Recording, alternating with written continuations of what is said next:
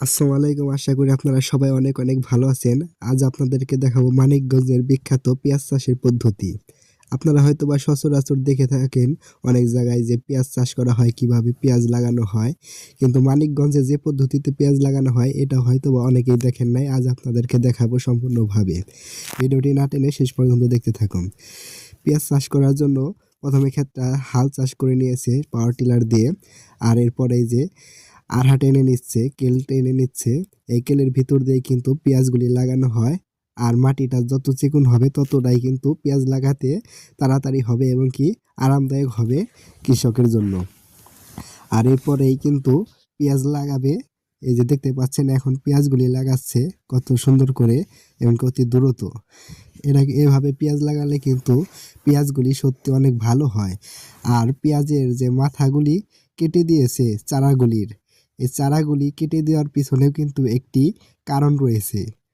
এভাবে যদি চারার মাথাগুলি কেটে দেয় তাহলে চারাগুলি অনেকটা শক্তভাবে দাঁড়িয়ে থাকতে পারে এবং কি খেতে যখন সেচ দিবে বা পানি দিবে চারাগুলি মাটির সাথে মিশে যাবে না, মাথা দাঁড়িয়েই থাকবে। আর এই কারণে কিন্তু মাথাগুলি কেটে দেয়। আবার ভাবতে পারেন যে এভাবে কেটে দিলে পদে হয়তো বা চারাগুলি মারা যাবে বা পচে যাবে, কিন্তু না, এ ধরনের কোনো ভয় নেই। এভাবে কিন্তু চারা নষ্ট হয় না, বরঞ্চ চারাগুলি আরও ভালোভাবে শক্তপোক্ত হয়ে দাঁড়িয়ে থাকে এবং কি নিচ থেকে অতি দ্রুতই জড় ছাড়ে এবং কি চারাগুলি বেঁচে যায়। এবং কি একসাথে দুইটি ফসল এই পেঁয়াজের ভিতরেই কিন্তু আবার মরিচের চাষ করা যায়। দেখতে পাচ্ছেন যে পেঁয়াজের কেলের ফাঁকা জায়গা দিয়ে মরিচের চারা লাগিয়ে দিচ্ছে। সত্যি একসাথে দুটি ফসল অসাধারণ।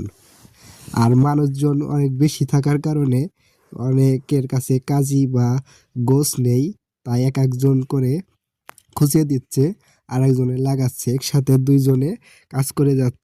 এর জন্যই কিন্তু হালি পেঁয়াজ লাগাতে আরও বেশি লাভবান হওয়া যায়, কারণ একসাথে দুইটি ফসল করা যায়। যেমন এই যে পেঁয়াজ লাগিয়ে এরপরে আবার মরিচের চারা লাগিয়ে দিচ্ছে।